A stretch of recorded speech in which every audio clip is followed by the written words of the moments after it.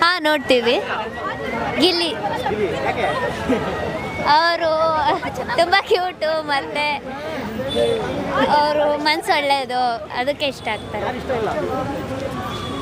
ಅದರಲ್ಲಿ ಅಶ್ವಿನಿ ಗೌಡ ಅವರು ಎಲ್ಲರಿಗೂ ರೆಸ್ಪೆಕ್ಟ್ ಕೊಡ್ತಿದ್ದಂಗೆ ಮಾತಾಡ್ತಾರೆ, ಸ್ವಲ್ಪನೂ ರೆಸ್ಪೆಕ್ಟೇ ಕೊಡಲ್ಲ.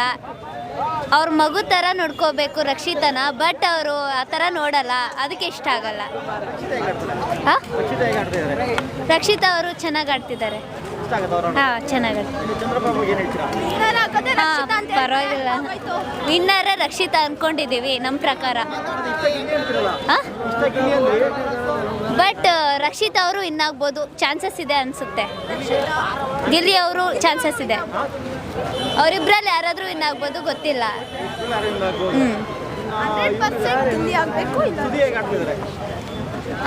ಸುದಿ ಅದೇನೋ ಸುದೀಪ್ ಅವ್ರು ಹೇಳಿದ್ರಲ್ಲ ಸೆಡೆ ಸುದಿ ಅಂತ, ಅವ್ರು ಅದೇ ಥರನೇ ಆಡ್ತಾರಲ್ವಾ, ಸೊ ಅದೇ ಥರನೇ ಅವರು ಗೇಮು ಅದೇ ಥರ ಆಡ್ತಾರೆ.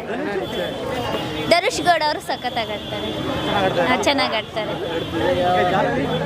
ಚೆನ್ನಾಗಿ ಆಡ್ತಾರೆ, ಪರವಾಗಿಲ್ಲ. ಕಾವ್ಯ ಅವರು ಚೆನ್ನಾಗಿ ಆಡ್ತಾರೆ.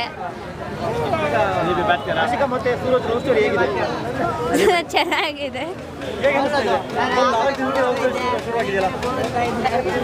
ಅದು ಅವ್ರ ಫ್ಯೂಚರು, ಅವರಿಷ್ಟ, ನಾವೇನು ಹೇಳೋಕ್ಕಾಗಲ್ಲ. ಬಟ್ ಅವ್ರು ಕ್ಯೂಟಾಗಿದ್ದಾರೆ, ಇಷ್ಟ ಬಂದಾಗಿರಲಿ ಬಿಡಿ, ಅಷ್ಟೇ.